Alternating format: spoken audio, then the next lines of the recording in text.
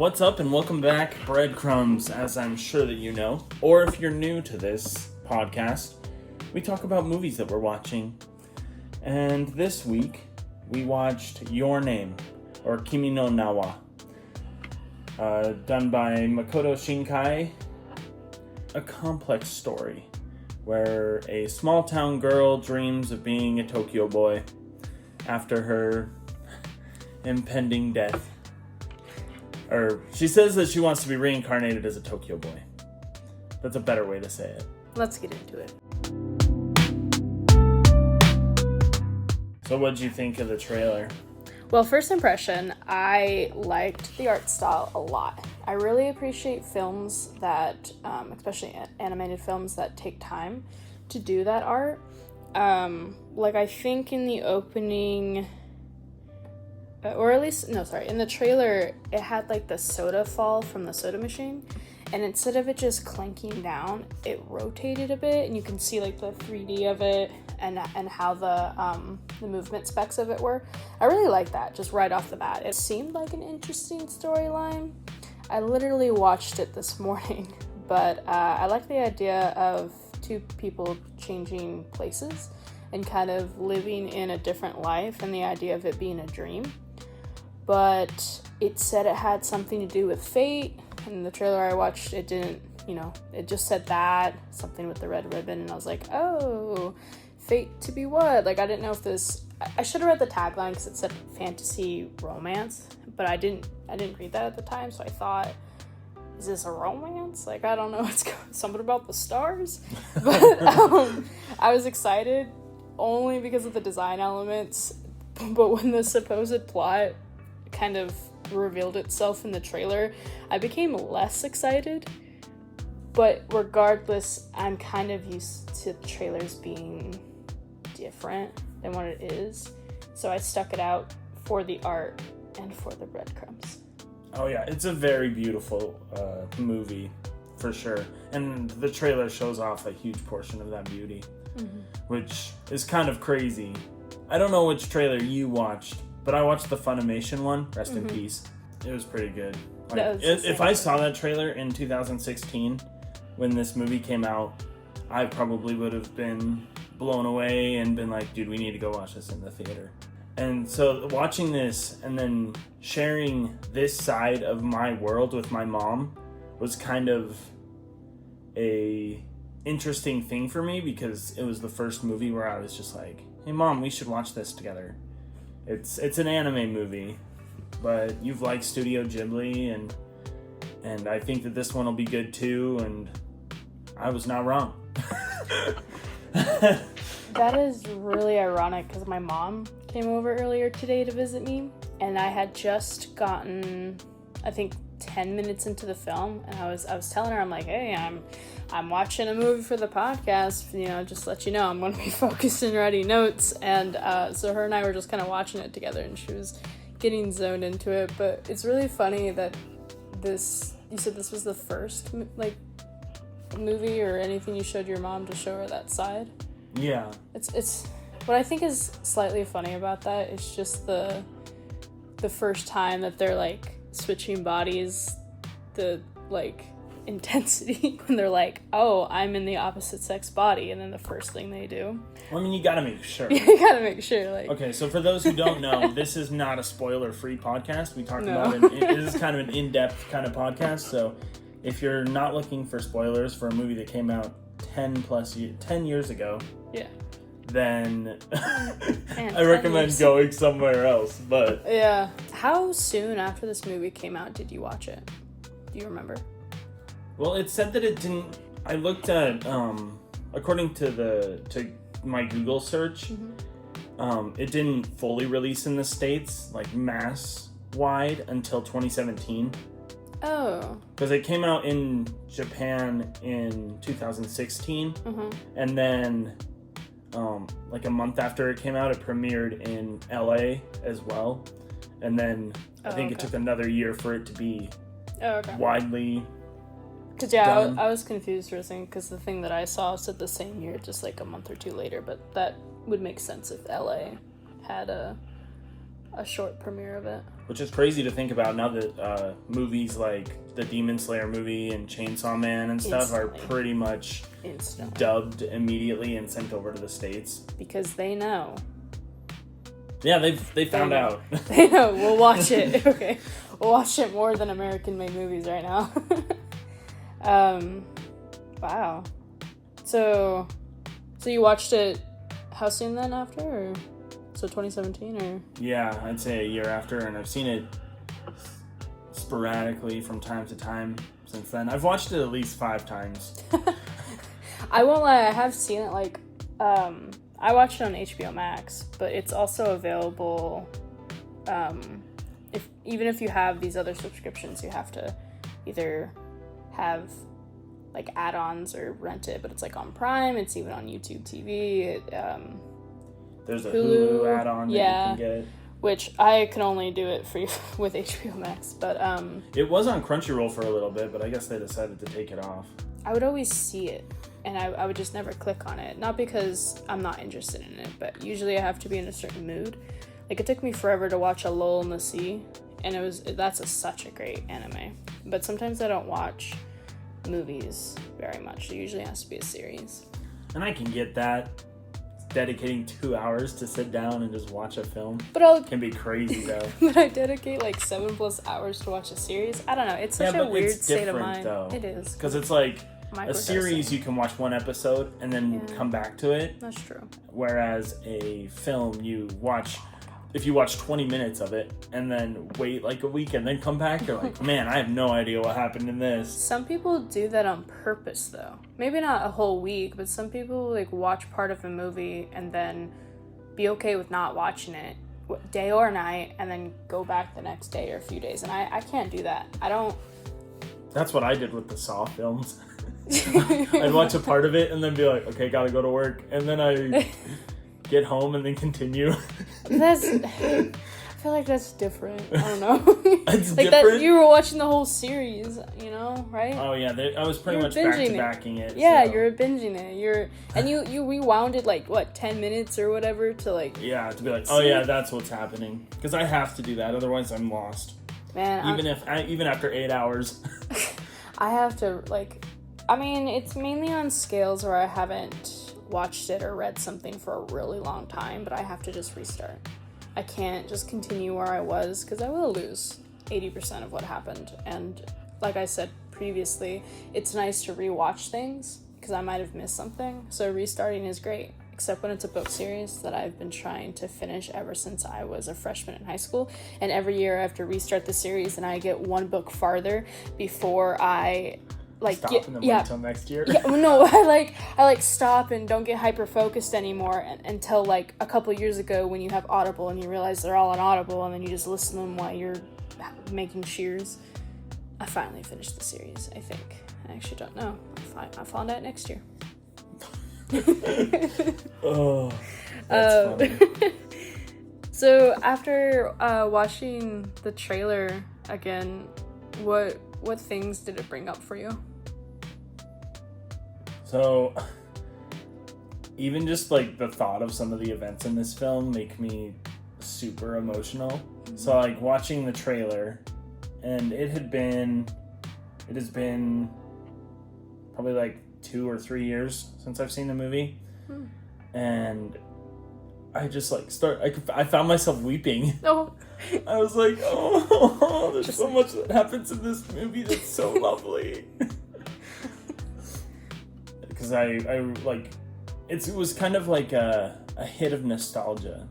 It'd be like if you had watched a movie growing up and then you went back and you watched the trailer for it and everything that you felt from that movie hit you in that 2-minute time frame.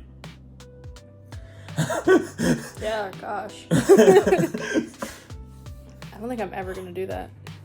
I mean, with this podcast, you might. I mean, yeah, I guess I'm going to have to, but... There might come a time where you're like, oh, I watched this all the time growing up, and then you watch the trailer and you're like, oh. Oh! I think the closest I'll ever get to that feeling was with Charlie St. Cloud. Okay, but I don't think there's any, like... I don't know, this movie was so good with the emotional turmoil. I don't think I actually know a good movie that has that much emotional turmoil that'll affect me when I watch a trailer. Unless you rewatch this trailer. Yeah. Then For you'd be sure. like, ugh. For sure.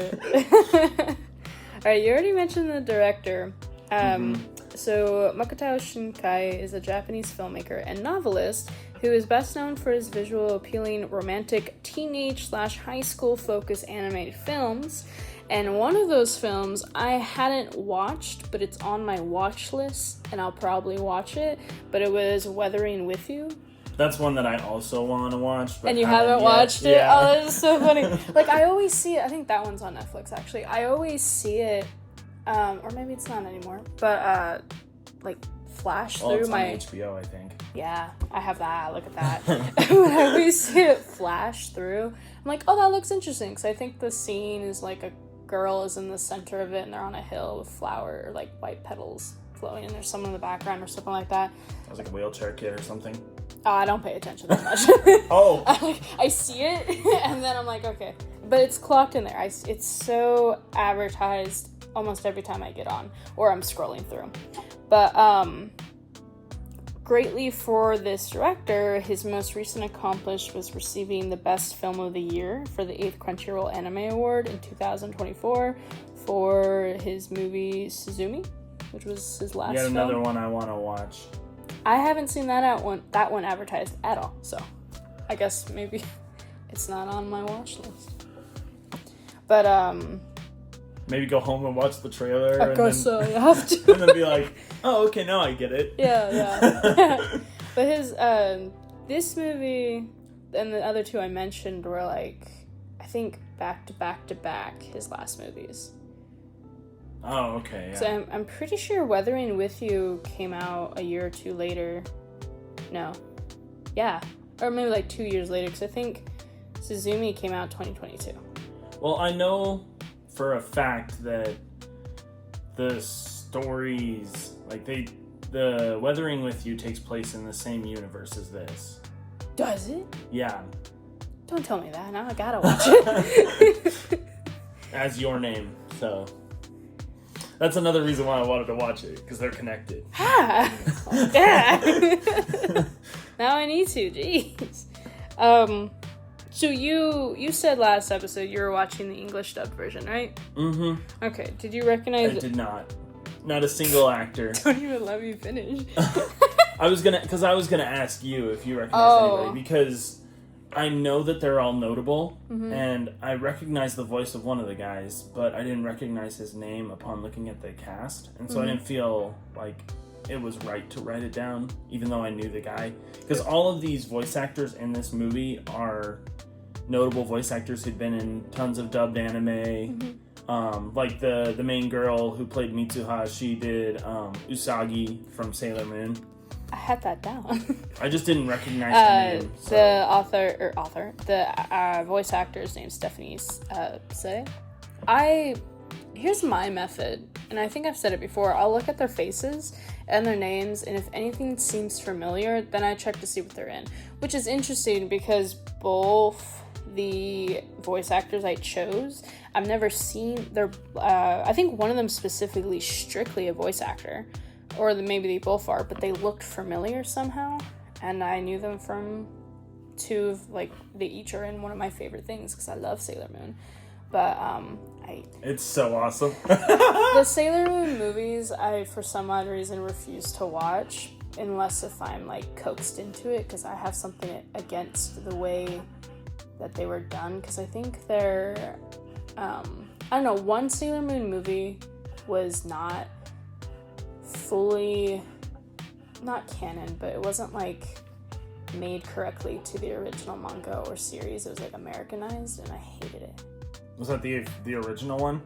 The original movie, maybe. I'm not sure. Oh, you were talking about movies, not the show. Yeah, the movie. Like, the movies, there's at least one of them that was butched by America, and I'm mad about it. Also, one time I tried to watch a different movie with or English voice actors, and I hated it. They were not the right voices. So I think, except for the series that is on Prime and other things, I'll watch that one English dubbed. But the movies, I need to have it English subbed because the voice actors did not do a good job of capturing their inner soul. That's fair. Anyway, on that. I mean, I've heard that a lot of people prefer to watch shows in their original language because the emotion from that specific character is felt more in the original language because they're able to understand what that character is going through and use their emotion in their voice for that. Whereas dubbing it, you kind of lose a little bit of that because you're also trying to localize it, so it makes sense to the specific audience that you're trying to dub it for. It's frustrating. But hey, what are you gonna do? I don't know. Exactly. Was there any, because you mentioned Stephanie Say being she was the only one I looked at. Oh, you did? Okay, well I was like, this is gonna take a long time if I do this, so I mean, yeah. I found, because usually I have a hard time if it's something that is originally not in English and it has other dubs. When I look up the actors, it's usually really hard for me to see it separated. But I don't know what the website was, but it was like IMDb but different, and it was so nice. What it did is it had, and this is what I've always wanted, it had the picture of the character, and then it had the voice actor, and then it would say like 3 more underneath. And it knew based on my search that I wanted, and this wasn't AI, this was literally a website. It knew I was wanting English voice actors. So it only showed the English and then showed also the 3 more, like let you click on that link to go to the different page of just that character to see the 3 other voice actors. And I think it was, they have a German dubbed, obviously the original Japanese and French, maybe? I don't remember what the third one was. I just remember recognizing the German flag and obviously the Japanese flag. But I don't remember the other one was. But then I was able to see that, and it was a little easier to go through it because then I could just search the voice actor. But Laura Post was one that I thought seemed familiar. She she voiced Miss Akadora, and another favorite anime and manga of mine. I haven't read it yet, but I want to. But it's gonna be my favorite no matter what. She plays Mom Isabella from Promised Neverland. Oh, I've heard of that one. You gotta watch that one. I'm telling you, you have to watch that one. It is like, it's sad too. Yeah, I've heard. It's sad. I've definitely heard. It's so sad and I love it. But hey, just like I said last time, this is another win for me. Yeah. Maybe I got you next time. But I mean, it depends on what movie we're watching. Oh, you're not. Oh, maybe, I don't know. Actually, you might get the better of me next time. A great voice actor. I feel like if I watched it in Japanese, it might be a different story. Yeah, I was actually thinking that you were going to like give it entourage. I know you said you were going to watch the English dub version, but I had a feeling, and I was like, well, maybe. You know, after watching it in English, I was like, you don't know how tempted I was to go back and watch it in Japanese. You should. I should have. Mm-hmm. And I'm probably going to, because I'm curious to see... Who you know? Like, what is the... Well, not only that, but also, like, how the emotion sounds. Oh. Because I'm sure it sounds a little bit different than the English dub, even though I think that the English voice actors did a great job. Oh, yeah. For how much criticism I have for English dubbed, it was great. Nothing seemed too off-putting, but I can totally see what the original voice actors would be doing. Like, you always in Japanese anime, they always have those, you described it as expressive before, but and it is, it's like if they're saying what, or if they're surprised by something, there's always like that huh, or like, I can't do it very well. But I was trying to, like, it's so high yeah, it's like so high pitched for like the women, and it's so like dumbfounded by all the males, and I love that. Like, literally it is auditorially stimming to me, so that's why I like to usually do English sub, because of that. And I can see so many places where that's going to be, especially with the little sister staring at her big sister like I was sitting there like, huh. Okay.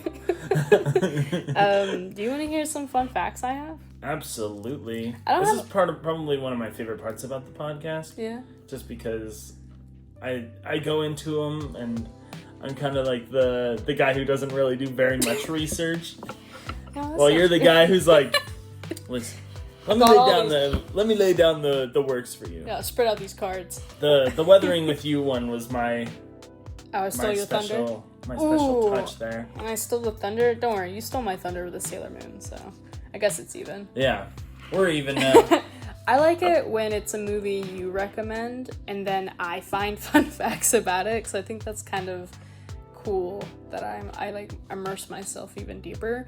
The only thing that I miss out on when it's something that I recommend is that I already have that predisposed built-in knowledge or whatever, so I can connect things better. So okay. So like if I went and looked up fun facts for the film, if it's one you recommend that I haven't seen, it would be more entertaining to you because it's from a perspective of someone who goes, oh, that's neat, rather than someone who already kind of knows how it is. I think you just tied a knot in my brain.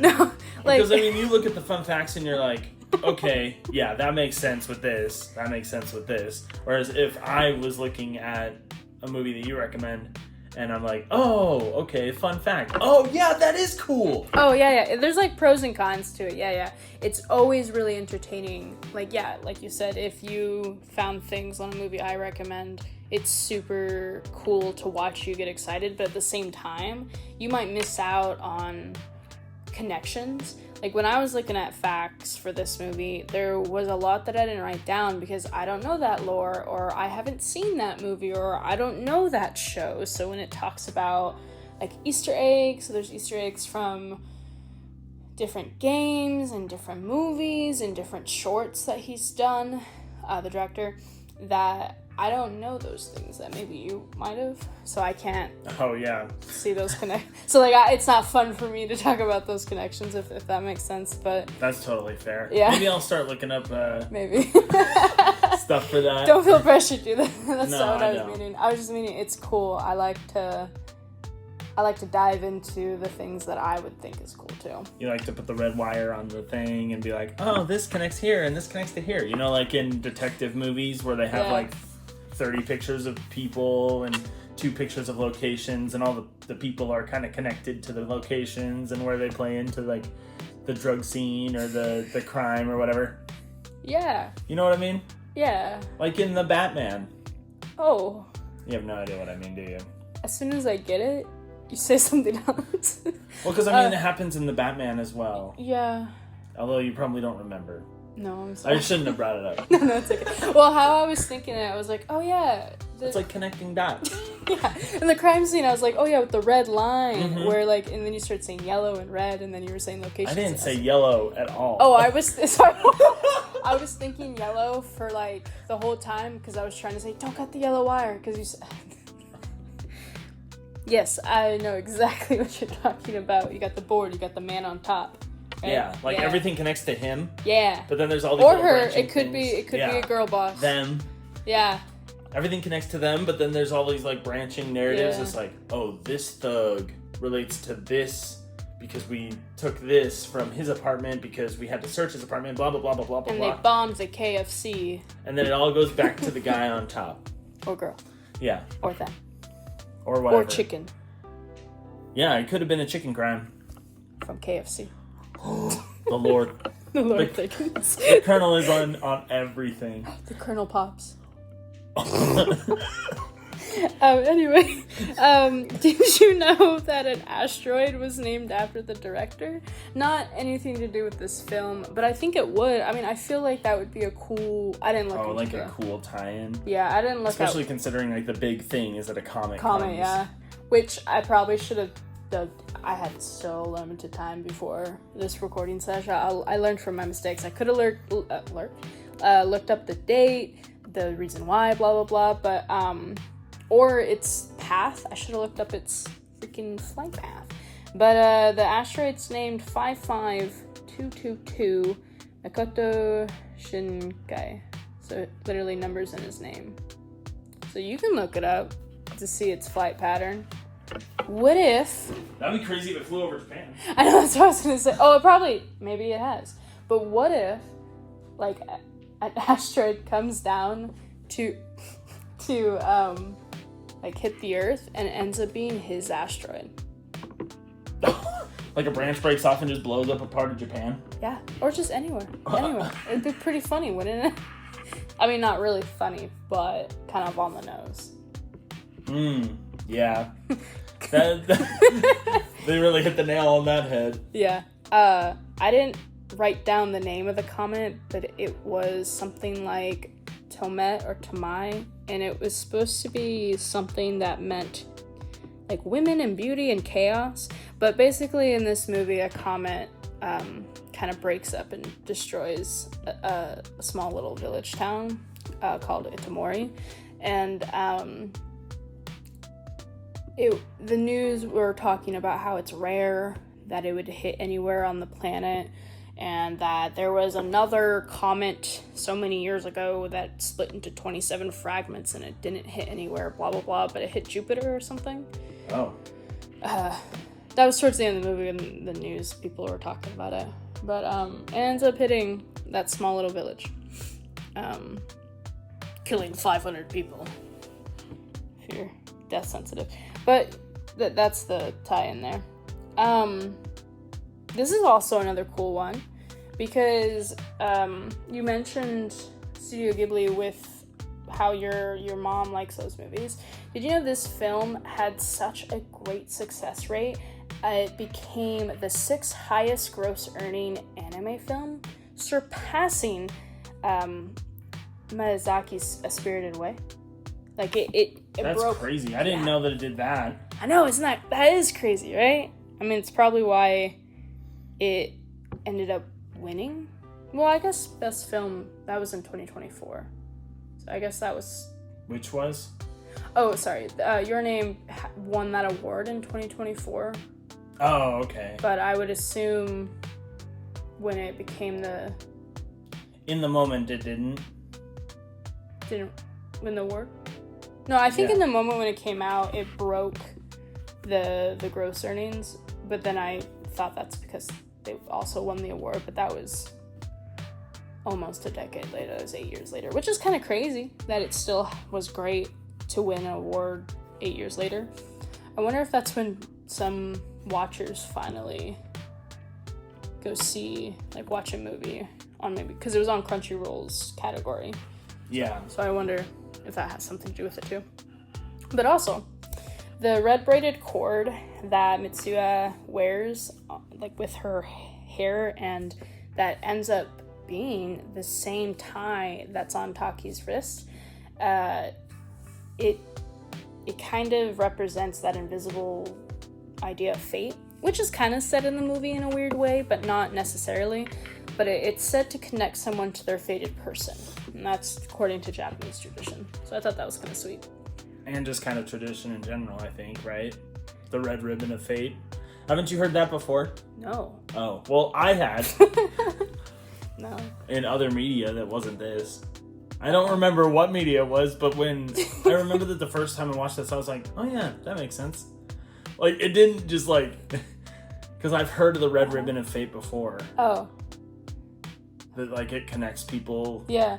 I mean, there's this tradition I know called hand tying that's in like a lot of Nordic traditions where it could be you and a partner, you and like a family, depending on the color of the rope, signifies what it's supposed to represent. It's mainly with you and a partner, or anything else. I think there's only one instance it might be with family to like signal unity or wealth or whatnot, but it's where you like tie the hands together with like a knot, and they're like over each other the opposite way. They're also like two different people? Two different people, yeah. Oh, okay. I'm not two different people, so I can't. It's like, put out your hand. Which way? The wrong way. So our hands would be like tied with rope. Oh, okay. Yeah. To signify like a bond or something like that? Yeah, whether it's like wealth, unity, more traditionally, it's usually like when people get married, they do that, and that you can have multiple colored ropes to signify, like, if you had a braid of rope, so you could do 3 things. I don't remember which one's the marriage one, but I don't think it's the red one, but maybe it's the red one. It could be, and maybe that's also where, like, traditions kind of blend together, which is cool. Yeah, that's interesting that you heard that before. Yeah, I don't know where, but I remembered going, oh yeah, that's cool. Put it in the vault. Even though Itomori, which is the town that got basically bombed by a comet, is a fictional town, it's actually majority based on the existing Japanese town of Haida. Don't know where that is. Me neither.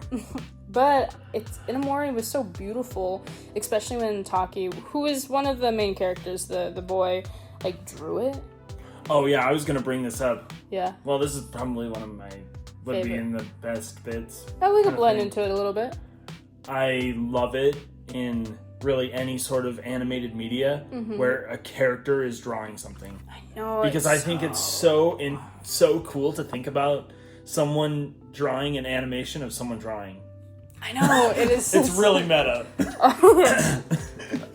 Especially in this instance where all of Taki's drawings are like very realistic, like hyper realistic basically, and they're just sketches. It's like, oh, can you imagine someone drawing that? Yeah, so beautiful. Oh! I love it. And being so young, because I don't remember what year he would have been in high school, but probably somewhere in the middle. I don't know, or maybe a senior. I don't know. Probably pretty close to the end. Yeah, because he was able to have a job, like a part-time job. True, not a senior. They would be called 4th year. But yeah, he would probably be pretty close to graduation, I assume, because he was in the job market by the end of the movie. Yeah, well, that was 5 years later. Ooh, I remember details more because I was like 5 years later. Yeah, and I think he was still in high school when she went to go see him. So. No, that was. I think he would have been like early high school. Even like late middle school. No, I don't think he looked that boyish. I think they were going for like a 1st year, 2nd year vibe. That's completely fair. Yeah. Because usually middle school anime, for some odd reason, or even manga, is like super short. And he was still about her size. I mean, he was old enough. I don't know, like, how it works completely because I'm not Japanese, but he was also riding the train alone. True. So I feel like that's gotta be. I guess that means at least middle school, but I don't know Tokyo's rules. Because, you know, if people grew up in, like, California, if I talk to people who grew up there, they talk about riding the metro alone at an early age. Not, like, super early, but probably middle school. And I can't fathom that, you know, just because I didn't grow up in an area that had metros or buses.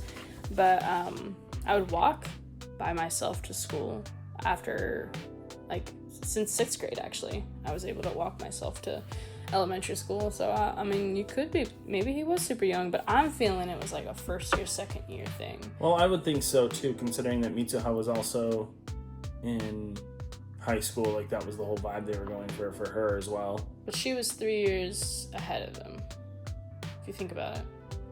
Because when she went to go see him, he hadn't met her because the comet happened 3 years prior than when he went to go see her.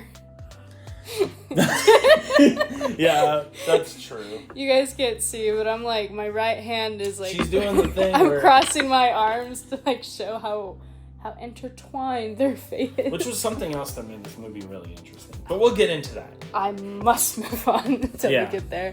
Last fact, I'm gonna butcher it because I only heard it said once. The Kucha Kamazaki, the sake. Yeah, the sake that they put in the shrine. Mm-hmm. That's what that whole thing is, like the thing that Taki drank from. It means mouth-chewed sake in Japanese, which because I was wondering, I didn't know what the liquid was. And when Taki was telling her that he drank from it, she was so appalled. And I kept thinking, what is it? My first instinct was urine, and I don't know why I thought that. I don't know why I thought that. I was like, why would she be so grossed out? Oh, it's probably urine. Me not knowing. Drinking her piss. Me not knowing at all what it could be. And it was like 3 years old. Who knows? Maybe it lost its color. But no, that makes sense. It was a mouth. It's weird that they say mouth-chewed sake, because if it's already a liquid, do you think? Do you not remember the scene where they were like doing the traditional dance? I wrote that. Oh, okay. I wrote that, and I was like, oh, I remember seeing that scene, but I don't think I knew, or if it said... Oh, the dots weren't connected? Yeah, I don't even know if they said that... Well, the grandma kind of explained it. Yeah, when he was in her body bringing it. Yeah. I mean, I see it But in now. the moment, in you the were moment, like... Well, because, like, I knew they're, You're like, what's he drinking? No, farther back when she was... How are they connected by this? When she was, like, spitting into that box, I knew it was part of the tradition because, what's their family line called? Gosh.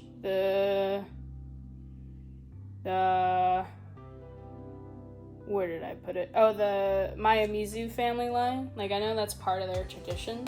So I thought, oh, it has something to do with it. Oh, the shrine. It's all connected, like whatever traditions that they're doing for the festival. And it eventually clicked. Because when I was talking about it, talking about it to myself, obviously, about the, like, seeing that it was mouth-chewed sake, I was like, oh, that, it all comes together. But yeah, that mouth-chewed sake. So in the scene where she's spitting into the box, did she put anything else besides sake in her mouth? She just chewed up rice. Rice, okay, I missed that part. She like took it out of the little bowl and then started munching on it. Oh, okay. That's the part I missed. And then she spit the remnants of that into the box. And then they sealed it. And then I didn't see anywhere else where that went. So I must have blinked. I think that, they don't really show... I don't think that they really showed how it got into the bottle. Yeah. That's true. They don't need to hold your hand. You just need to understand. But... I mean, if someone was watching this and they were, from the country that tradition is a part of, then I would assume that they would understand, eventually it gets transferred to a bottle to where it ferments a little bit better than it just sitting in a box. True. I mean, I at least... Or maybe there was some in the bottle as well. I don't know. Like, maybe she spit it into two different... No, I feel like it would have been like a separate sacred ceremony that people don't watch from it going to box to bottle. Oh, yeah, that's you don't want their energies in it, especially their judgmental ones. I don't know. Sorry, I had to decompress for a second. Okay, I want to hear your favorite parts. Oh, dude, I have so many. You probably don't have as many, but... I have like half a page. That's not too bad. Yeah, I have something in caps. We'll get there in a second. Okay. So, immediately I wrote beautiful because this...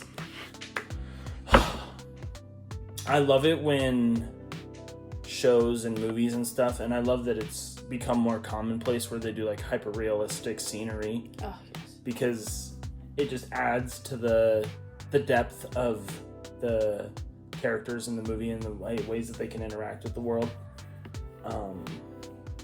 I loved the opening song and just that opening kind of scene of it portraying events that happened in the movie, but you don't realize that until the end of the movie. And I want to give a shout out to Radwimps, which is like the band that worked closely with Makoto Shinkai on this movie to do the music and I don't know if they sang the English version of these songs as well, but wow, they did a great job. Because I know that I listened to the Japanese version, but then the Funimation dub was the one that I watched because I bought it before Funimation went under, and they dubbed the song that plays. But it still is kind of, I don't know, I couldn't really understand the English that they were speaking. Not 100%. There were some parts where I was just like, okay, I get it. And then some of the words kind of slurred together. So I don't know if they sang the English version as well. That's definitely something that I should look up and That would be a really fun fact to find out. But just all the music was just good. The timing was amazing. I have a pet peeve with music sometimes. Like, I don't think I paid attention well enough when the music was going on, or at least to the words. Like, I usually only listen to instrumentals.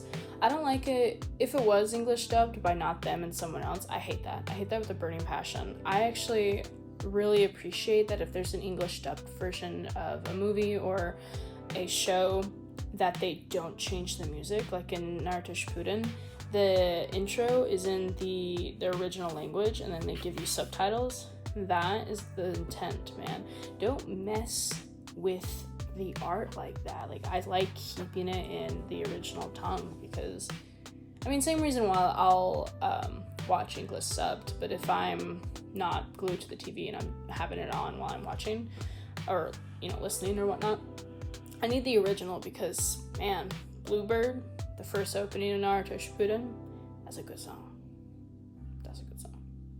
It is good. I agree. Mm-hmm. Still.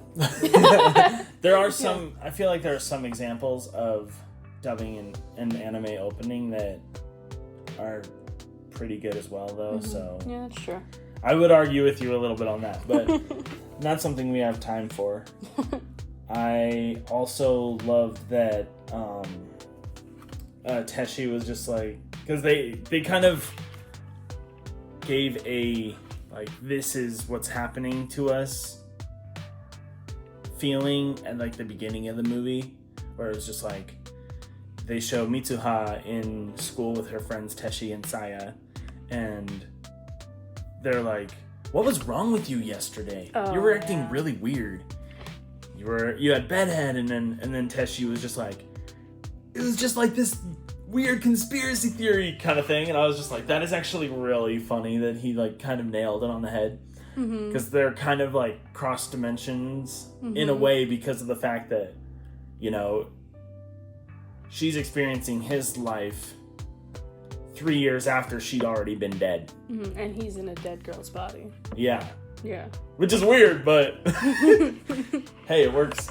Yeah, it works. I also love that his definition of a cafe in Itomori was just them going to a vending machine and getting coffee out of the vending machine. Yeah. Which is cool because someone I was talking to, they were like, yeah, they have vending machines that also just like heat up stuff for you. Oh. They're not all cold vending machines.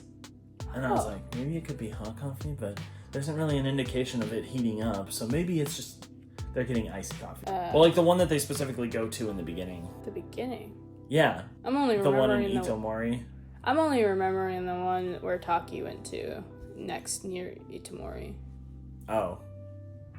I don't know. Yeah. But I was like, that's cool. And then I wrote down traditional ceremonies being observed in this as well. Or with the wine spitting that we just talked about. Me forgetting that's something. Which, wine. But I was like, wine? that's actually a pretty cool way to make it. Like, if you think about that. Because it's probably easier to do it a different way now. So, like, they probably found a better way to grind up rice to make sake. Yeah. But I mean, I bet that when it was first, it was mouth chew. Yeah, then they had to do something. Well, just like with red wines and white wines, people use their feet. True. Stomping the grapes. I mean, I'd probably prefer the mouth chewed over the feet smushed. Exactly. if I had to choose, I don't know, back then feet probably weren't very great, but mouths also weren't, but I feel like I can trust mouths more. I mean, they probably weren't very hygienic. Yeah, but neither were feet. That's true. Feet fungus, step in dung.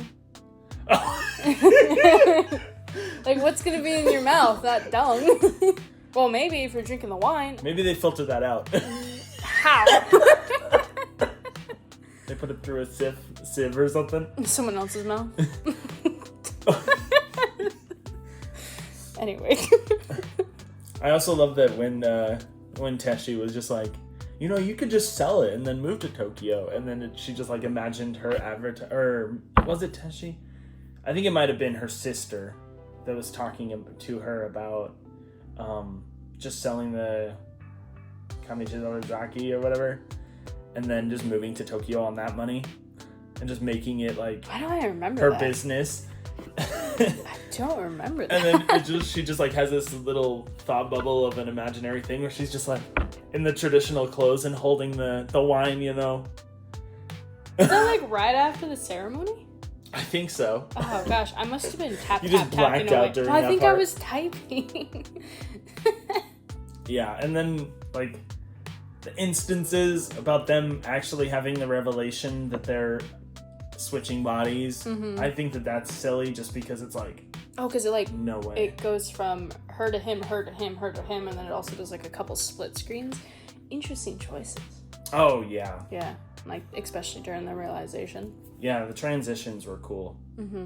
I love that they kept referring to it as either a dream or a nightmare. Mm-hmm. Like waking up and being like, well, that was a weird dream. Yeah.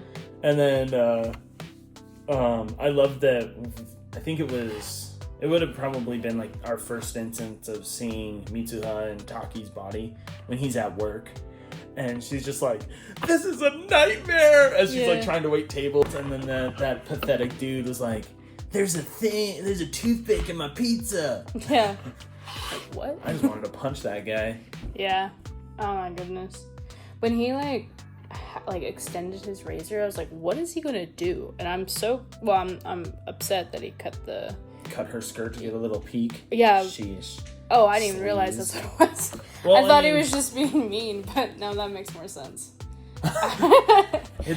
It's different than copying a feel, but yeah, it's probably like one of those things where it's less notable. Yeah, you can't noticeable arrest. harassment. Yeah, because how are you gonna prove that it was to be that intent? Yeah, malicious of the mind. Yeah, which is why I was like, that dude's a disgusting pig. I hate that guy. Eat his slots. I also loved when Mitsuha woke up in her body again, and her sister like walked in to wake her up, and she was just like, "Oh, you're not touching your boobs again." That was really funny. She's like, "What?" Oh my gosh! In probably the original language, it'd be like, "Ah!" Probably. And I also love that after that whole thing, they were like, okay, we have to set up some rules and regulations for being in our bodies so that we don't disturb the peace of someone else's life, which was really cute because I was like, there's not really very much evidence that they're actually switching bodies. Right. So people them are making just weirdly noticing. Rule set. Yeah, the people around them are noticing that they're acting funny, which I loved about the scene where Mitsuha is sitting in the class. That's kind of near the end, and then some of her classmates are kind of talking behind her back. Oh, is it when they're doing the art? And then she kicks over the desk. Mm-hmm. I was like, "You talking about me?" Yeah. It's like they're talking about me, right? And they're like, "Yeah." Just kicks over the desk. Get him! Absolutely, like, just super upset. I was like, "Yeah, Taki, get him!" Oh yeah, it was so funny. And then I also wrote down that like their specific comments about their rules were how to deal with being in a skirt. Yeah. Taki was like, stop spending all my money on sweets. Yeah.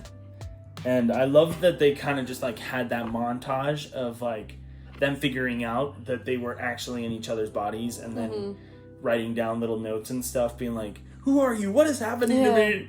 Earlier when we were talking about like the transitions, how it overlaps when they're going over the rules, I liked how it sounded like not a phone call, but like an active conversation, because there was a part where he says the sweets thing, and then she says, you work too much, and then he goes, because you're spending all my money on sweets. Yeah, exactly. So I liked how it flowed, like you were saying, into a conversation.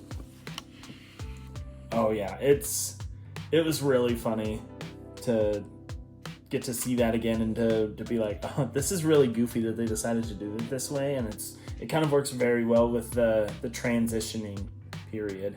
Yeah. I love that the grandma noticed.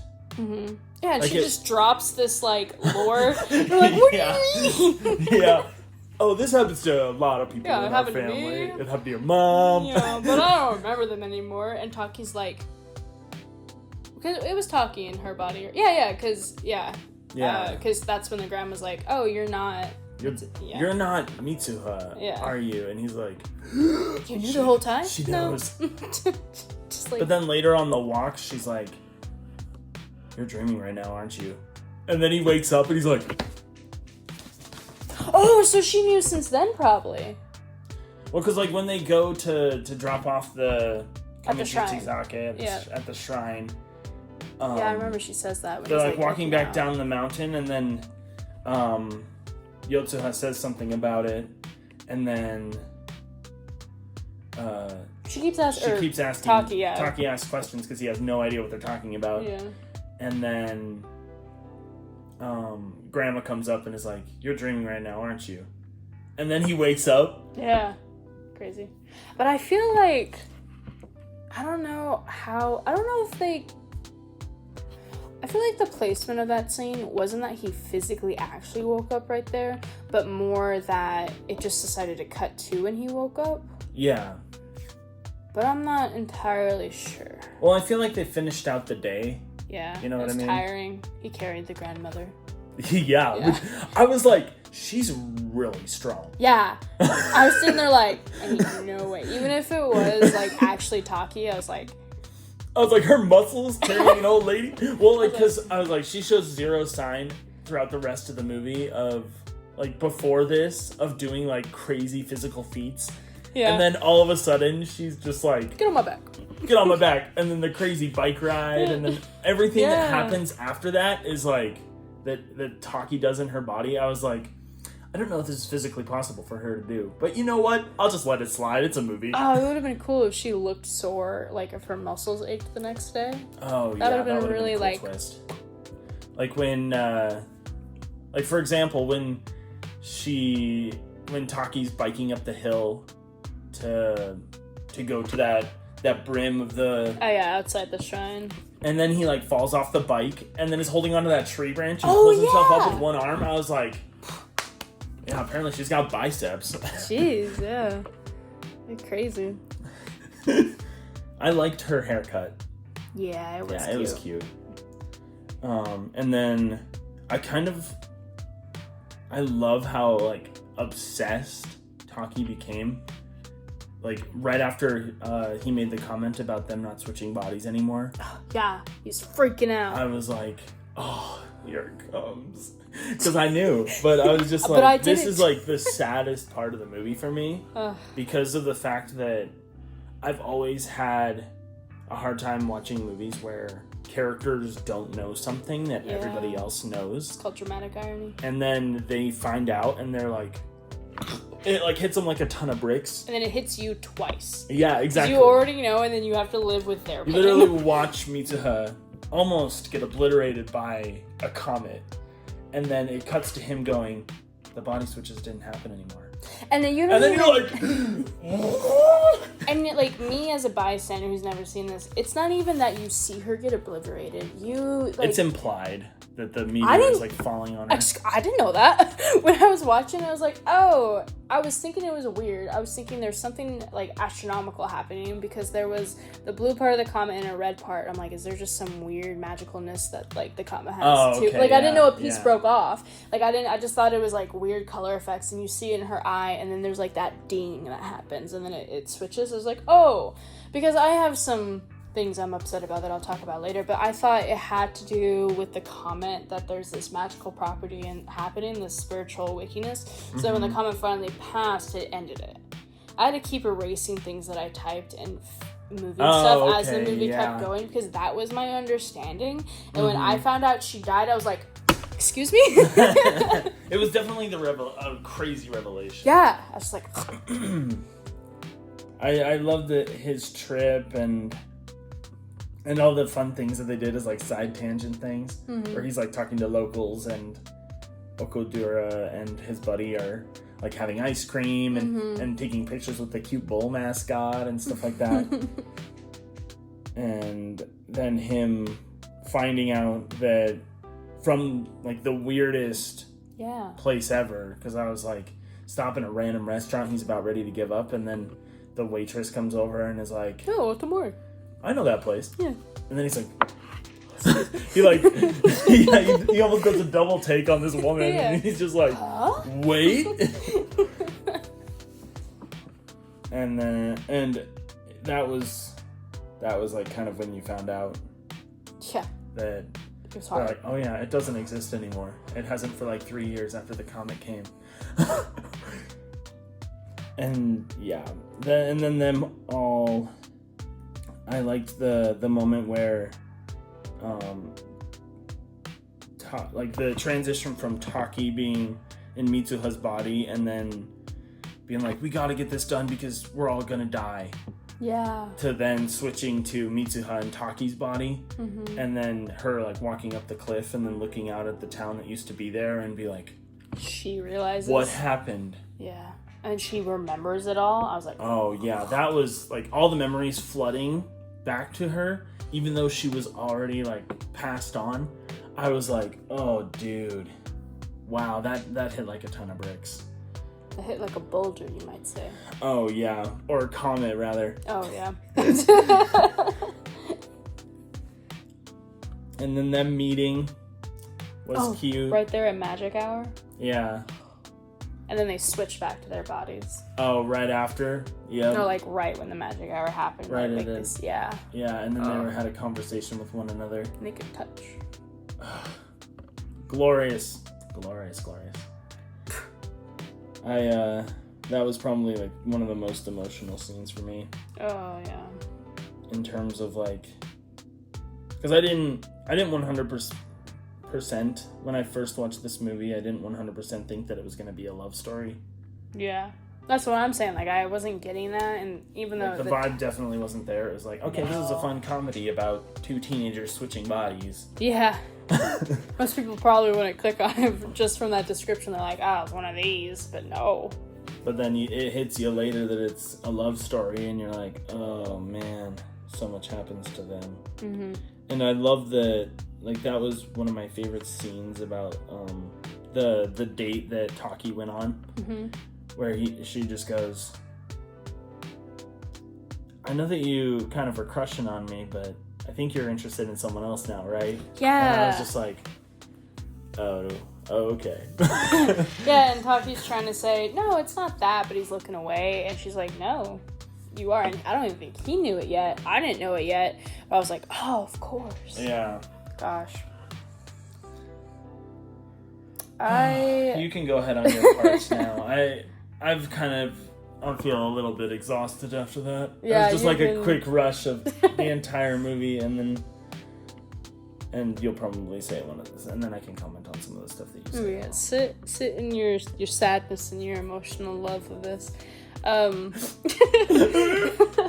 thought it was really awesome when Mitsuha was in Taki's body when she first looks at Tokyo, and she's just amazed because she's from that. Itomori, which is just like a small village or a town. Well, I guess it's not a small village. It's actually pretty decently big, made of different districts, which is pretty cool. But it's still like a village-esque. They're they're hard to get to. It did not take, or it took Taki a long time to kind of find it. It wasn't easily shown. I mean, he didn't know the name, but like still. They took a train and a bus and probably another bus, and they stayed in a hotel. And it was a whole thing. It was a whole thing, and there was no like easy way to find it because it's in the forest.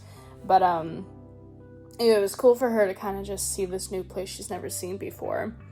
The collaboration through the phones we've already talked about. Her little emojis, like even though she's a village person, to have a cell phone still is pretty cool, and to just be so immersed in media to be able to put emojis. Oh, cool. Yeah. But see, at first, I didn't think it was weird that she had a cell phone or a smartphone, because when I didn't know the time difference, and when Taki tried to call her, I was like, oh, there's no cell reception in the village, so no wonder she's not so much on media, even though she knows emojis very well. It's because literally there's just no cell service. Duh. Yeah, I know. I had the same, like, it clicked this time watching it. I don't know why it didn't before, but I was like, oh, there's a reason why she's not available when he's trying to call her. I didn't get it until when she tried to call him is when I got it. But I think Taki already knew she was dead at that point, I think. No, I don't think he did. Because I think that was prior to him going to find out. Oh, that's...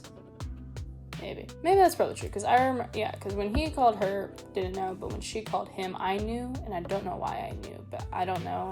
You were like, there's... I was finally smart enough.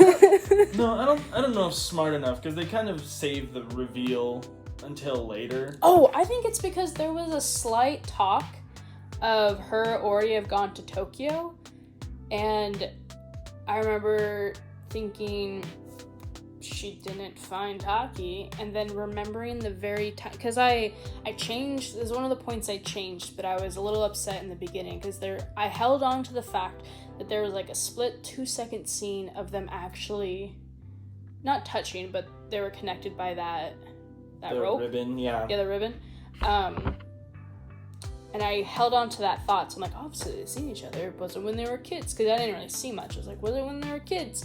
Blah, blah, blah. And then when she said she went to Tokyo, but Taki didn't see anything, I'm like, something's not lining up right here. So I think that's when I kind of understood.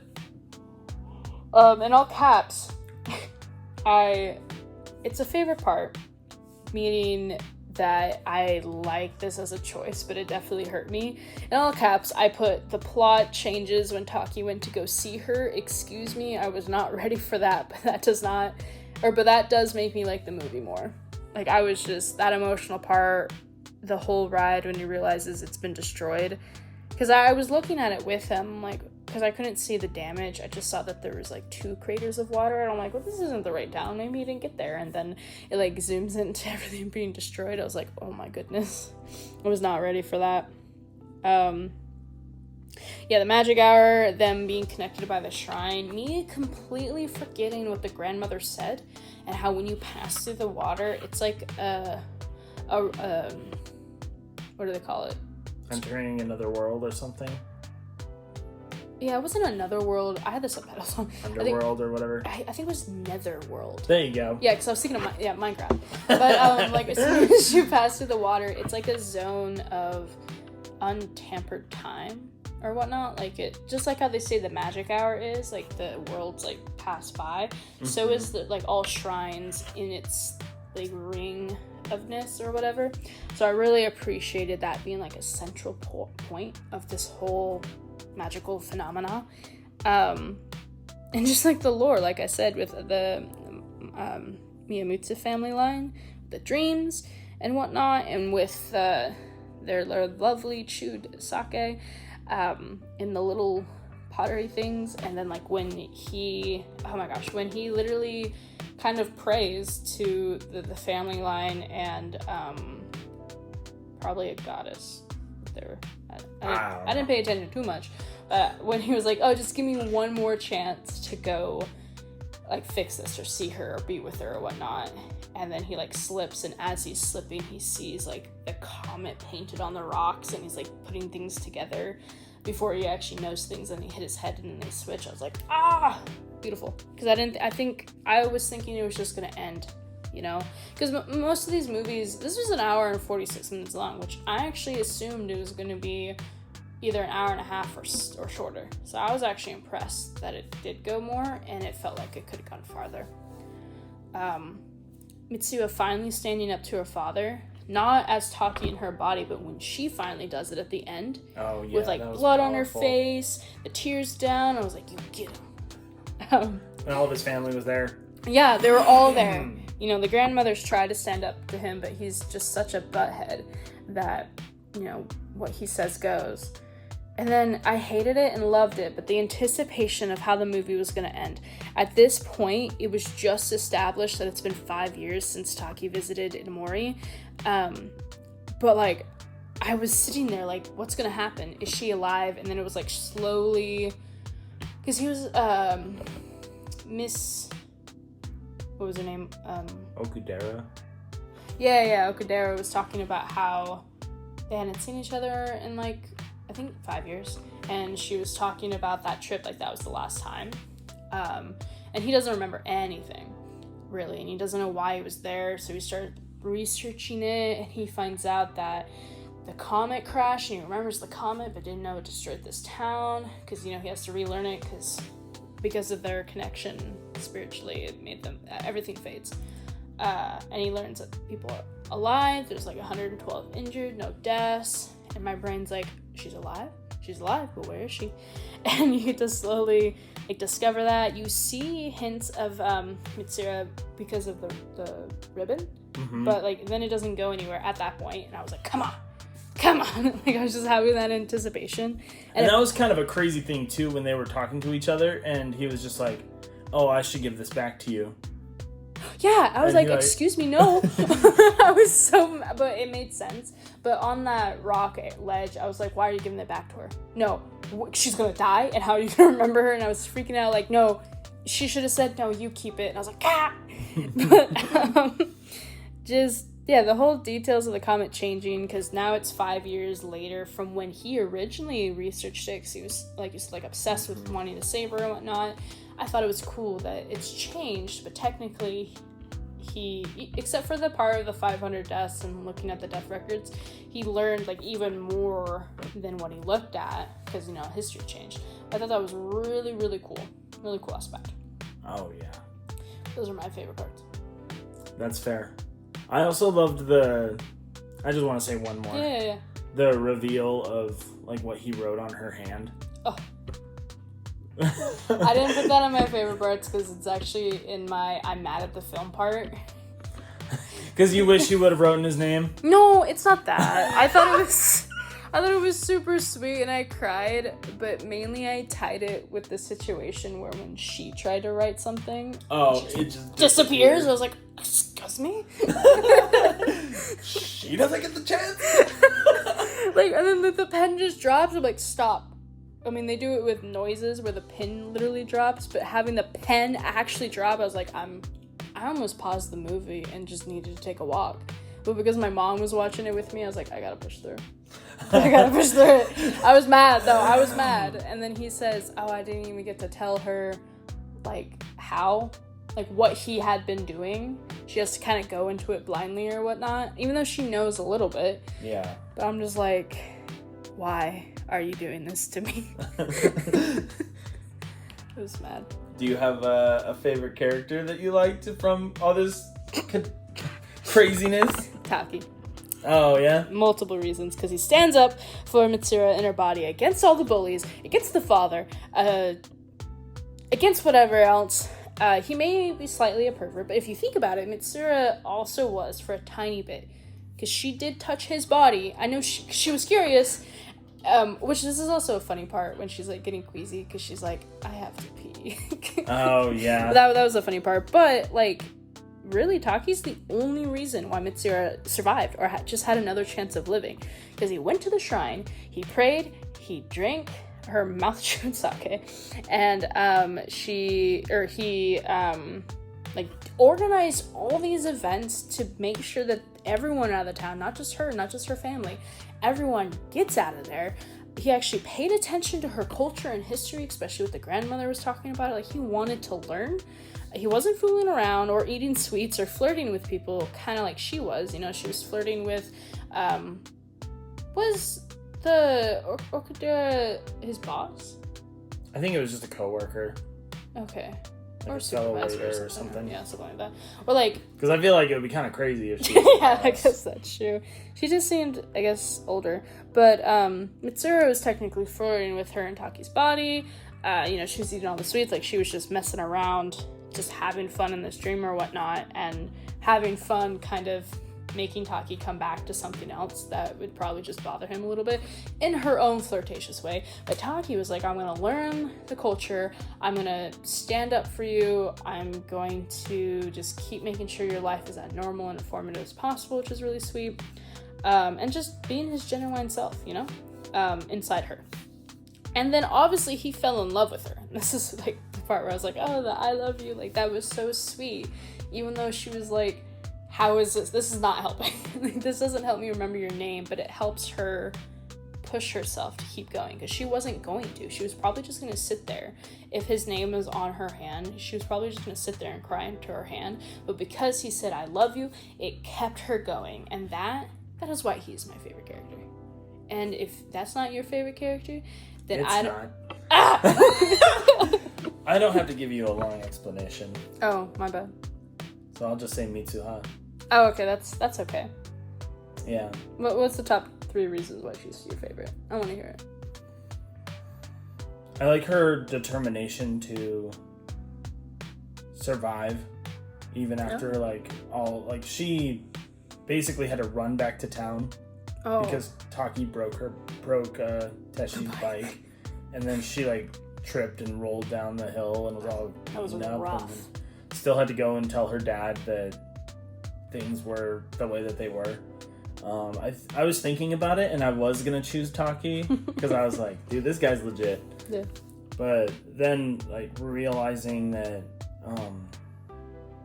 like, thinking about it more, I really liked that she decided to take the initiative to go visit him, even though she was unsure if he'd even recognize her. Yeah. And then she went and stood in front of him in the train and was just standing there going, Taki.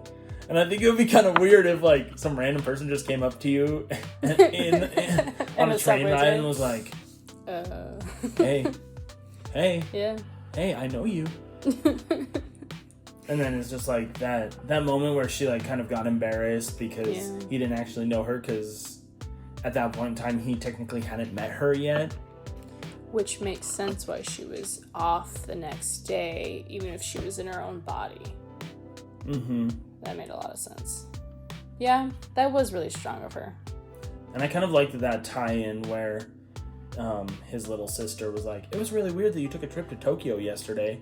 Yeah. And Taki was like, wait, what, I did? That was when my turmoil restarted again. I was like, please stop. I can't take this. Please stop. Oh my gosh, I forgot. That just flashed in one of my other last minute favorite parts. Is like when Taki wanted to restart and see her one more time, and he wakes up in her body in the morning. Well, previously he's like, no touching, I'm not going to do it for her sake. And then he ends up touching her breast again. But that last day that he's in her body, he's like, I think that's the same day he said it, like in her memory or whatnot. And then he's like touching her breast while crying in her body. And the sister's like, why? And then as Taki's crying in her body, I forget the sister's name. I know it starts with a Y, but like he says, oh my gosh, I missed you, basically, and is crying, sobbing, like trying to crawl towards her sister, and she's like, nope. And says to her grandmother, I'm gonna head to school by myself. I thought that was cute too. But at least you picked a main character. I was looking at all the other, if I had to pick a runner-up or a third runner-up, because Mitsuru would have been my second choice, I would have picked the grandmother, because I just really liked how true she stayed to the tradition. Even after the father was like, I never cared for the family line, I only cared about, I think her name was Fubuta, the mother who died after childbirth. Yeah. Or I don't know if it was after childbirth. No, it wasn't. It was like a few years later. But like, what a butthead. But it's just saying, like, I only loved her, I didn't care about the heritage. I was like, oh. And then the grandma being like, okay, I'm gonna raise these kids because you don't want to. Because I think that's what he was implying too. He didn't care about his kids because he literally just walked out. Yeah. Which really bothered me about the ending. Oh. When he was just like, screw you, daughter, I don't want to do it. You know? Yeah. And I was just like, then why are you there? Like, why do you have your the family there? Mm-hmm. I just... And, like, that was, like, the one scene that bothered me. Like, if I had, like, a scene that bothered me was when, like, taking all of that into perspective about how them living with their grandma, and then, her walking past her dad's political soapboxing, and then him going, stand up straight!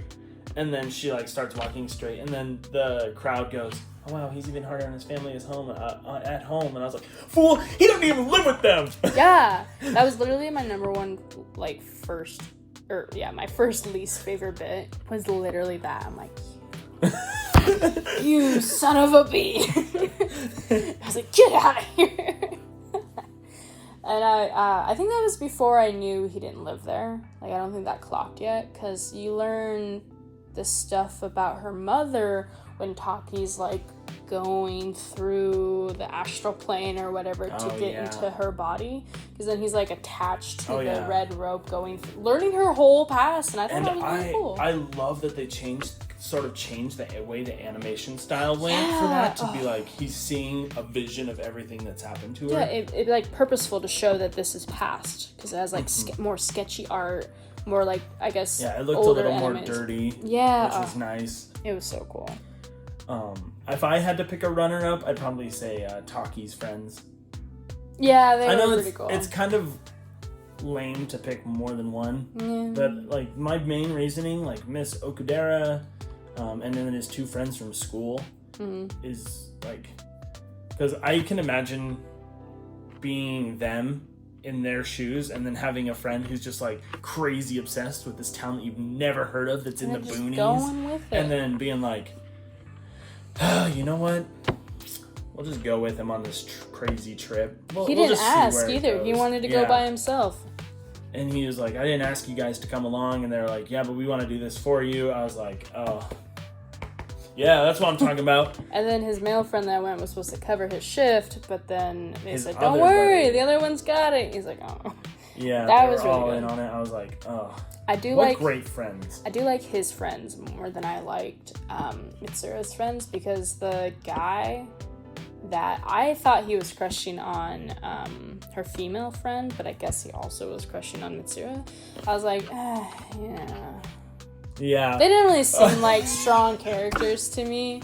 I mean, but I think it added to the fact that she's kind of lonesome, you know? Because she's like antisocial almost in a way, and that's why she freaks out when she hears that she made such a big scene or like all this other stuff happened. Yeah. So I guess that's fair, but I would agree. Taki has no idea how to do her hair or anything, or be quiet or like not make a scene in class. Because everyone besides her two friends pretty much hate her.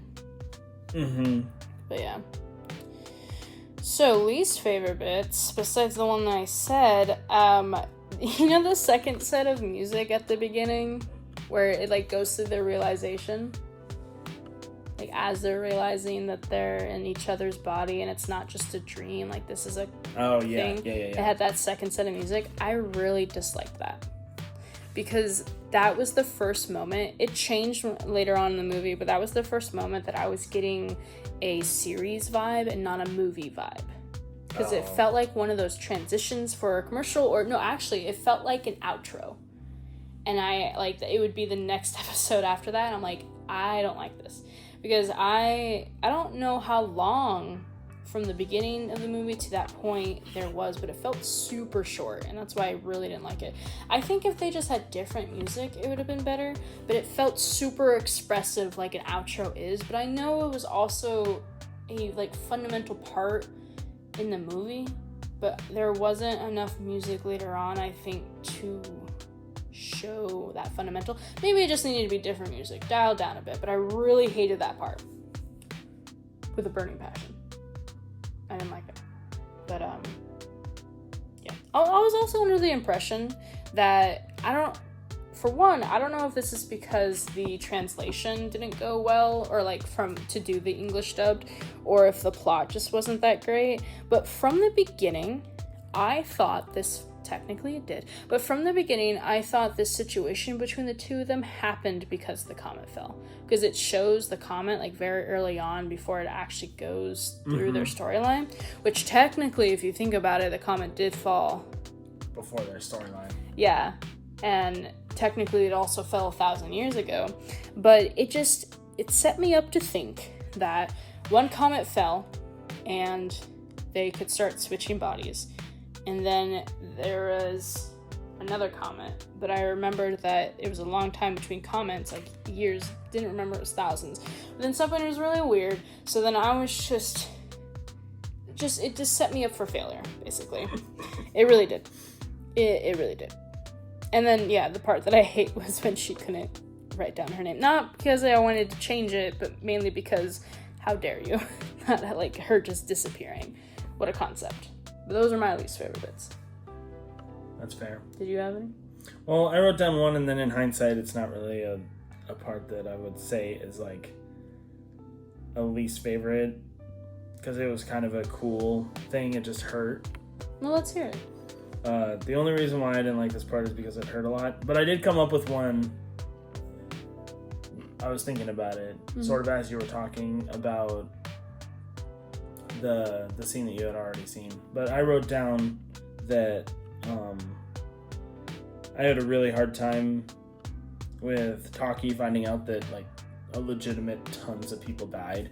Ugh. Like finding out that 500 plus people died. Yeah. And then him looking at the death records and seeing all 3 of the people that he had been interacting with over the last 3 weeks or so. Yeah. That like hit me like a ton of rocks, like worse than bricks. Yeah. Like I felt like super flattened because I was like, oh, like I had to rewind it because I watched her once and I was like, okay, Saya Teshi. Wait, what? He's looking at death records. Oh. And that's why he's my favorite character, because he legitly cared about like not his sister, but it felt like his sister, not his grandmother, but it felt like his grandmother. And he saw those 2 names first and took a moment to grieve. He's like, no. And then he's like, oh my gosh, well, if they're dead, is Mitsuhara dead? And then he goes through, I think, a couple names and then finds her and he's like, no. Yeah. That was hard. That was hard. I think if I had to say a least favorite part, I would say like the dad, in general. Yeah. My least favorite bit about it is the fact that like, even though it was Taki in Mitsuha's body, and grabbing the tie, or like him going in and talking to him and being like, dude, we got to get everyone to the school or else we're gonna die, and the dad being like, what do you know, basically. Yeah. I was just like, dude, really? You aren't in their lives at all? Yeah. Because you chased political stuff and grandma was like, I don't want you to be part of that lifestyle, so I'm going to take you in and raise you myself. And so it was just like, I was trying really hard to not be mad at deadbeat dad. like I'd say he's a good dad because he listened to her at the end of the movie. And he left in the first place because he would probably be super toxic if he stayed in their lives. Yeah, true. Yeah. But like there was that point where I was just like, am I getting deadbeat dad vibes from this guy? Because he's definitely feeling like the type who's like, you know what, who cares anymore? Yeah. My wife is dead. My kids mean nothing to me, kind of thing. Like, you offer me no gain, why should I listen to you? It's like, dude. And then it, like, I don't know how much he was actually in their lives, which is why it bothers me. Because of the fact that it's like, dude, you weren't ever there for anything. So why would you think that your daughter would be lying to you? Or like when... I guess it kind of makes sense that he said, who are you? To Taki when he like grabbed the tie and was like, you son of a... Yeah, 'cause she's not very outspoken, you know? And she's not like confrontational either. She's definitely the type to be like, oh, it's cool, Dad, I guess. Yeah. You know, I guess we're gonna die. Whereas Taki's very much like a, dude, we're getting this done. I wonder if the father would support them financially, because I feel like in situations where it's usually a grandmother raising 2 kids, I mean, maybe the house they're in was passed down through generations, but I mean, it wasn't clarified, you know, we don't know it, but I wonder if, like, technically he would support them financially, because it seemed like, when he said, who are you, it felt like he did know some part of her, and then, I mean, obviously people know that that's her dad, people, you know, he calls out to her, so there's gotta be, I mean, if he was just not in their lives, how would people just know they're related? Because I don't know if they have the same last names. Like, they're not referring to people last names only like they usually do in cultures.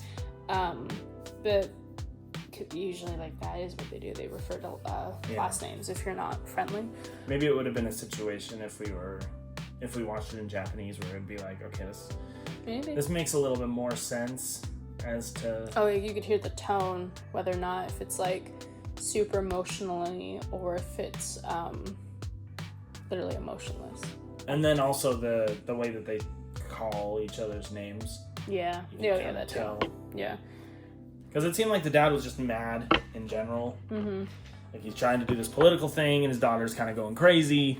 Yeah, well, even before that, like, it's his re-election, but I also, at the ending, when you were mentioning that Mitsuru finally convinced him, I kind of want to know how that just happened. I mean... Oh, like their conversation. Yeah, because she just, like, showed up at the door beaten up, and then it was just like, we're going to the school. Yeah, like, she, of course, was having her change in her whole story arc of, like, I'm going to stand up for myself, but... Yeah, what did she say? If they're not that close at all, like, how did she convince him? He didn't look that worried or crazed. Like, there's nothing that was on her that proved that. I mean, there was no emotion, him, even when she wasn't there, him seeing how the asteroid's, like, splitting off and looking, like, there was, like, none of that at all. So that probably was also, I'm kind of going ahead a little bit. That's something I would change a little bit, but it also bothered me. But, like you would give more of an idea of what like kind of convinced her dad to change. Yeah. Because that makes total sense. And especially since, like, it would be one of those situations where I wonder if the grandma or Yotsuha also jumped in and were like, hey, I know she's been acting weird lately. Trust me. But I think that it's right for us to trust her this time. Or something like that. Yeah, anything. Yeah. They gave us nothing. And then I'm like, I'm not really like a huge fan of this because, diving a little bit into the psychological. Yeah. Them blaming everything on puberty really bothers me because something... When did they do that? It was kind of near the beginning. Oh, then I definitely missed it. Like, them going... Like, because they were talking about it, about the weird, like, oh, you were kind of weird yesterday. Oh. And then, like, maybe it's going through puberty. I'm like... They're old. Not, okay, people go through puberty at different ages, but I feel like that's such a young middle school thing. You know? Well, I also just thought it was kind of weird, Yeah. To be like, oh yeah, she acted funny yesterday. Obviously, it's puberty. You know why? Well, maybe not actually why. Because I bet it was supposed to be a period joke, but they said puberty instead. Oh, yeah. That totally would make sense. Doesn't mean either option would have been great, but I feel like... But I mean, either way, it's just like, that's kind of a weird thing to... Yeah. To, like, blame. I wonder if in, like, Japanese culture, they wouldn't say period. Like, because I feel like that's maybe more of an Americanized... Raz that they do, and maybe in Japanese cultures they do say puberty so that it could be for both genders, but it's... I have no idea. I don't know either. I'm overanalyzing, but maybe. Yeah, maybe. I don't speak Japanese. I'm not immersed in the culture, but that would be very left field because I feel like that would be a middle school thing, not a high school thing. I just think it's kind of a ridiculous reason not to believe your kids. Yeah. Like, oh, she's just going through puberty. It's whatever. No, she's not playing video games. That's usually what other people say. Yeah. It's that game she's so invested in. Doesn't mean it's right, but they should have totally put it on her family line's tradition. Wouldn't have made it right, but it would have fit better. And how much they ridicule her for being her dad's daughter, or how much they crap all over the tradition. Like, they make fun of her when they do these public not performances, but the whole the rice chewing. Yeah, when they're... Oh, yeah, the traditional stuff. Yeah, because, like, they were putting it on for the crowd. Like a show kind of thing. Yeah, but it wasn't like everyone comes to it just for that. It was just like a passing thing because it's like a normal thing and people ridicule her for it. So it totally would have made more sense for people who are not her family who are blaming this on it, who aren't her friends, would say it's that. But I guess it was probably her friends who made that comment, right? No, it was the weird bullies. Oh, then yeah, it should have totally been a tradition, like a hate-on tradition. Doesn't mean that's okay. I'm just saying it would have fit better for the... Yeah, but teenagers don't think about that kind of garbage. Well, I mean, Well, if they already, like, hate her, yeah, then they're gonna attack her versus her family, right? Well, they were hating on her tradition already, because when she was doing the rice chewing, they're like, I wouldn't want people to watch me doing that. Dude, I'd be chill with it. You want to watch me spit in the cup? Sure.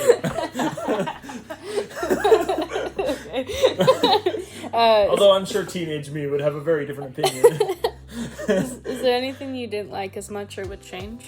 I think, honestly, the only thing I would change, like I was thinking about it as we were talking, I'd probably change the, or not really change, just like give a better definition of where the grandma plays into the family line, because it's kind of implied. No, like it's kind of implied that she's the mom's mom, because it kind of happened to her and it happened to her mom, and it's happening to Mitsuha.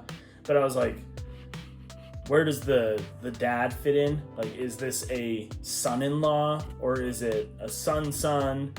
Because she was talking to him about in the situation where it was like, you don't want to take on the family name and do the shrine responsibilities like you're supposed to, kind of thing. So it would have been better in my brain if like I knew like where the grandma was placed, if she was the dad's mom or if she was the mom's mom.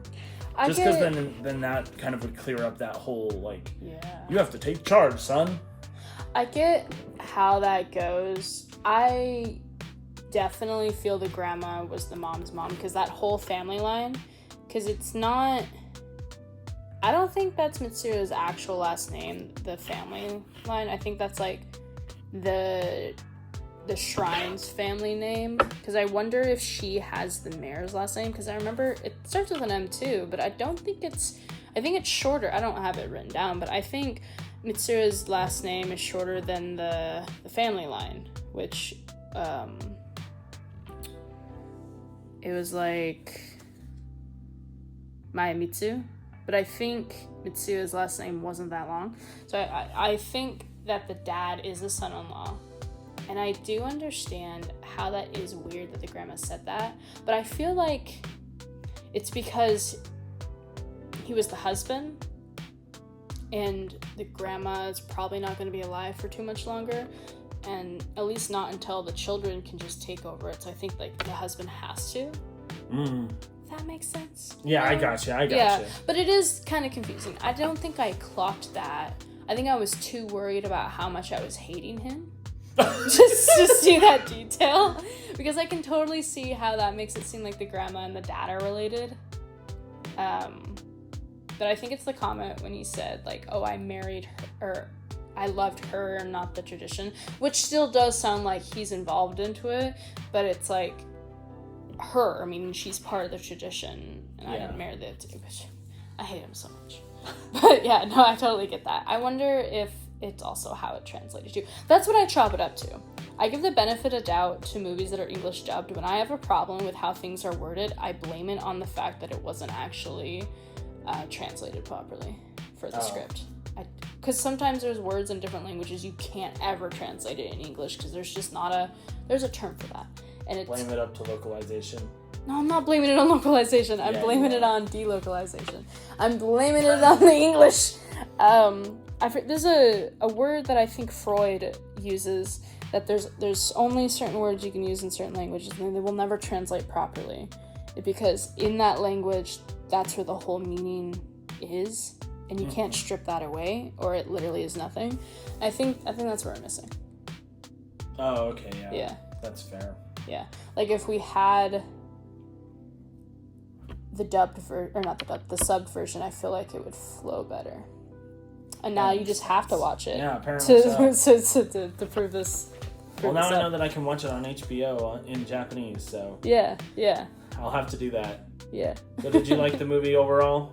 Oh, I definitely did.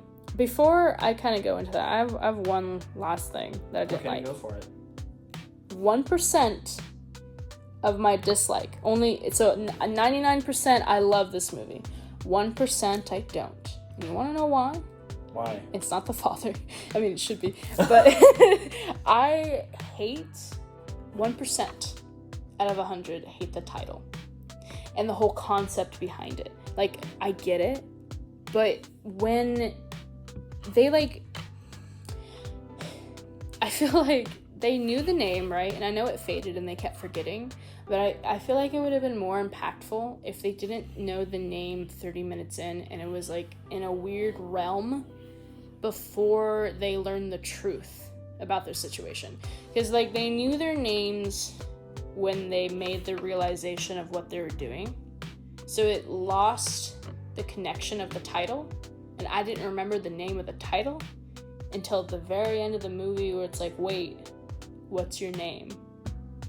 Yeah. And that's when I remembered the name of the movie. And I feel like if I knew the concept, or if I had the concept where they just didn't happen to know each other's names and they call each other nicknames or something, or you know how they do short forms of names and you can't find a person if you do nicknames. Like a nickname. Yeah, like Taki's is already smaller, but let's say his name is actually longer and he was called Taki, and like then Takoshima or something like that. yeah, and let's say Mitsuhara's was Mitzi or Mitsu. You know, like you can't search someone up by just that, right? But she didn't search her up. I'm just saying, like, that connection. And then they finally figure out each other's names, and then they learn the truth. They kind of fade and forget. That would have been more impactful to me. Or if they somehow never knew each other's name, somehow, which I don't think that's gonna work. I'm just brainstorming until they wrote them on their hands, and then when, like, he writes "I love you" instead of his name, like, that definitely doesn't help. That would have been just like a cool concept to workshop to make it more impactful, but otherwise I felt it was a little weak. The name of the movie? To the tie of the events. That's only 1%. Otherwise, I love this movie. Just like that little bit, not so much. It bothers me. Puts a ping in my brain.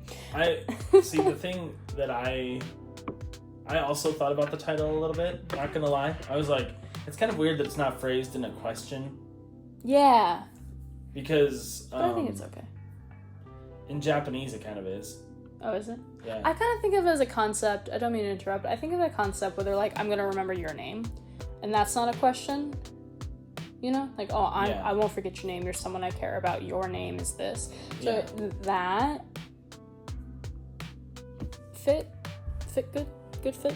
Puzzle pieces. Sorry, my brain shut off for a second. No, you're good. And you weren't interrupting me at all. Okay. I was just saying that I thought it was kind of interesting.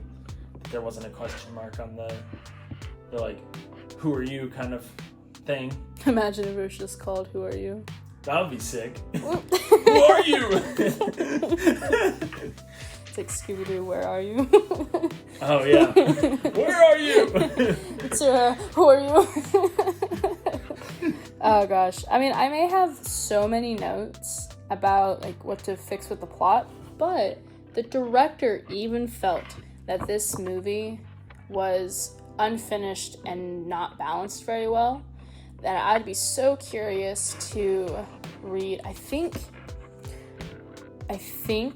this is either a manga or a novel, because he did write he's a novelist. He did also write a few books as well as mangas, because I remember looking at his wiki, it had, like, the animes, series, movies, novels, mangas, commercials. I feel like Your Name is probably a manga, but I'm not sure. But I bet there was more in there, because he said, like, there was stuff missing and it's not balanced because they were rushed to do it. But I feel like some of my hate it. So I feel like my nitpicks have to do with the English don't know how to translate, and which is probably not true. I'm just blaming it on that. And it was rushed, so some context clues are missed or whatnot. Yeah. But you liked it overall? I did, and you're gonna be really proud. I'm giving it an extra large. Yes! Finally! Jeez. I didn't think I would, but because of the notes. It's been a long time since I've gotten an extra large. Because I was like, I typed large, and I was typing my explanation of because there's so many nitpicky things, and also the director thought it was unfinished. But really, I love the idea of this film. I love the art, the emotion that just seeps through the characters, especially with the years passing. It was done so nicely, especially when they kept walking past each other and then finally going. It wasn't like a sappy story where, because Mitsuru said this when she went to go visit Taki in her timeline, that she just hopes that they would just know each other when they see each other. And they have that moment in the train. They didn't have that moment before. Like, they both stopped at different times, but it wasn't like a, oh, I'm gonna run into your arms because I knew it. They had that moment where their brain was processing. And they saw each other in the subway, and then they're running, and then they... at the end of the movie? Yeah, like, as it progressed, because, like, they were both in the same city, they stopped on that bridge, and then they were on the subway, and they saw each other, and it clicked, because they were actually face-to-face, and then when they ran to try to find each other, they gave up, they walked past each other in the stairwell. I yelled at the TV for them to turn around, because I think they were both nervous, and I'm like, that is so genuine, because they're both, like, giddish a little bit. And that was perfect. And I thought, okay, extra large. Yeah, that's what I'm talking about. I finally did it. And I assume... Breadcrumbs, I finally did it! Did you give it did you? Oh, yeah, it's an extra large to the max for me. Beautifully animated, 10 out of 10. 10 out of 10. Definitely go back for more. I love it. Oh, yeah, I would watch it again and again and again. And I need to watch his other movies. Yeah, and you need to watch it in... Japanese. Mm-hmm. Yeah, get that fun experience. Mm-hmm. Mm-hmm. Definitely, for sure. Well, Breadcrumbs, that seems to be all the time we have today. Thank you, Cheese, for another amazing episode. And this one was actually pretty good. I really like... Well, all of them are pretty good. But I really enjoyed this one. And I didn't cry, but I really felt the pain in my eyes. Just know that. I didn't cry, but my eyes were burning and unhappy. But yeah, tune in next time for a movie that I just could not let go of from last episode.